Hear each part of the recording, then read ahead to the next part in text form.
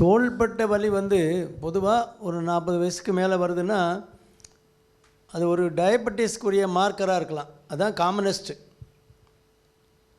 அது இடது பக்கமாக இருக்கலாம் அல்லது வலது பக்கமாக இருக்கலாம்.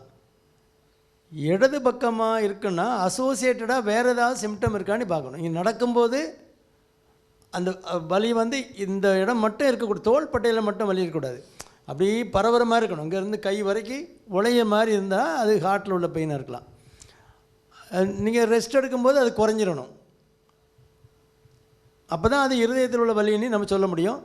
அந்த வலி வந்து நீங்கள் இப்படி கையை அசைக்கும்போது, பொசிஷன் மாறும்போது, மேலே தூக்கும்போது அதெல்லாம் நீங்கள் தூக்கலாம்.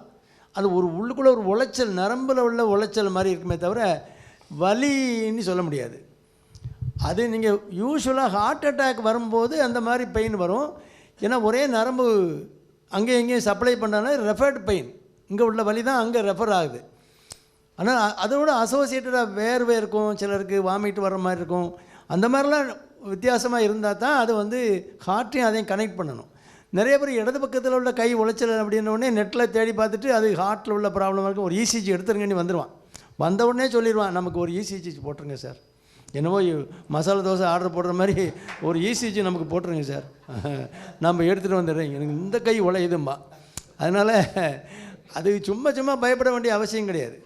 இடது கை உளைச்சல் பொதுவாக அது ஒரு டயபெட்டிஸ் உடைய மார்க்கராக இருக்கலாம். அது HbA1c சர்க்கரையினுடைய அளவு கூடும்போது அந்த ஜவ்வு ஜாயிண்ட்டை சுற்றி உள்ள ஜவ்வுகளில் அந்த சர்க்கரை படிகிறதுனால ஸ்டிப் ஆயிரும். அதனால் நீங்கள் சரியாக மூவ் பண்ண முடியாது, பின்னால் கொண்டு போக முடியாது, தலை சீவ முடியல, அந்த மாதிரிலாம் வரும், கம்ப்ளைண்ட் வரும். காமனஸ்ட் காசு. மற்றபடி சர்வைக்கல் ஸ்பாண்டிலோசிஸ்ன்னு கழுத்தில் உள்ள நரம்பில் உள்ள மிஸ்டேக்கும், அது அந்த நரம்பில் வந்து அந்த டிஸ்க் வந்து குத்திக்கிட்டு இருக்கனால ரெஃபர்ட் பெயின், அங்கேருந்து தான் எல்லா சப்ளையும் இங்கே வருது கைக்கு. அதனால் அந்த நரம்பு எங்கே சப்ளை பண்ணுதோ அங்கெல்லாம் அந்த வலியும் உளைச்சல் வரும். இதெல்லாம் சில காரணங்கள், முக்கியமான காரணங்கள். இதயத்தை மட்டும் நினச்சிக்கிட்டு கூடாது. இதுக்கும் எல்டிஎல் கொலஸ்ட்ராலுக்கும் சம்மந்தம் இல்லை.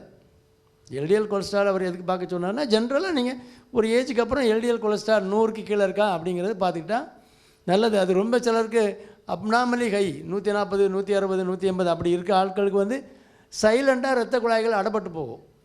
பிறகு திடீர்னு 55, 60 வயசில் வர வேண்டிய ஹார்ட் அட்டாக்கு 40 வயசில் வந்து நிற்கும். அதனால் அது பார்க்குறதுனால ஒன்றும் தப்பு இல்லை. அதுக்கும் இதுக்கும் முடிச்சு போட முடியாது. அதுக்கும் இந்த லெஃப்ட் சைடு கை உளைச்சலுக்கும் ஒரு பெரிய சம்பந்தம் கிடையாது.